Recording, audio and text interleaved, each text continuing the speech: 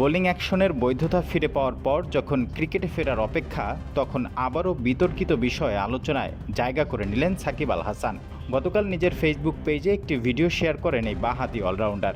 সেখানে একটি বেটিং সাইটের বিজ্ঞাপনে অংশ নিতে দেখা যায় তাকে।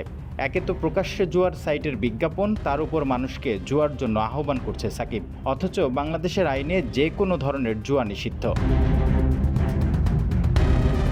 টাইগার ক্রিকেটকে বহু সাফল্যের মুহূর্ত দিয়েছেন সাকিব। দেশের গণ্ডি পেরিয়ে দাপট দেখিয়েছেন বৈশ্বিক ক্রিকেটেও, কখনো বাংলাদেশের হয়ে, কখনো বা ফ্র্যাঞ্চাইজি ক্রিকেটে। সময়ের পরিক্রমায় হয়ে উঠেছেন ক্রিকেট বিশ্বের অন্যতম পোস্টার বয়। ক্রিকেটারদের স্বার্থ আদায়ে যেমন সোচ্চার ছিলেন, তেমনি ক্রিকেটের স্বার্থ পরিপন্থী কাজেও সরব উপস্থিতি ছিল সাকিবের। 2019-এর অক্টোবরে জুয়ারিদের কাছ থেকে ফিক্সিং প্রস্তাব পেয়েও চেপে গিয়েছিলেন সাকিব। অভিযোগ প্রমাণিত হওয়ার ফলে ক্রিকেটে 1 বছরের নিষেধাজ্ঞা পেয়েছিলেন সাকিব। ভক্তরা ভেবেছিলেন সাকিব শুধরে যাবেন, তবে সাকিব আর শুধরালেন কই। একের পর এক জড়ালেন জুয়ার সাইটগুলোর প্রমোশনে। 4 আগস্ট 2022 অনলাইন জুয়ার সাইট বেট উইনারের অঙ্গ প্রতিষ্ঠান বেট উইনারের সাথে শুভেচ্ছা দূত হিসেবে চুক্তি করেন সাকিব। অবশ্য সমালোচনার মুখে একদিনের ব্যবধানে ফেসবুক থেকে সরিয়ে ফেলেন সেটি। দাবি করেন নিউজ সাইট মনে করে চুক্তি করেছিলেন তিনি। বিসিবির চাপের মুখে সপ্তাহের ব্যবধানে বাধ্য হন চুক্তি বাতিল করতে।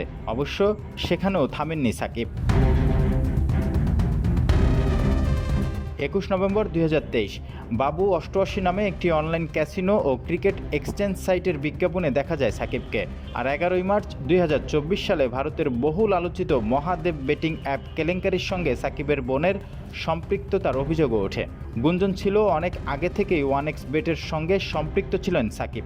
এবার সেই গুঞ্জনকে সত্য প্রমাণ করে এই জুয়ার সাইটের অফিসিয়াল প্রমোশন করলেন ক্রিকেটের পোস্টার বয়। কারণটা কি এটাই যে তিনি এখন বিসিবির চুক্তিতে নেই?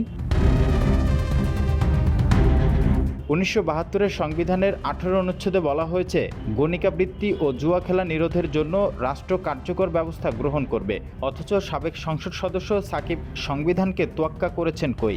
বাংলাদেশের ক্রিকেট ইতিহাসের সর্বকালের সেরা পারফর্মার, কিন্তু নৈতিকতা, দেশপ্রেমের ক্ষেত্রে বাজে উদাহরণ সাকিব রেখে চলেছেন বারবার।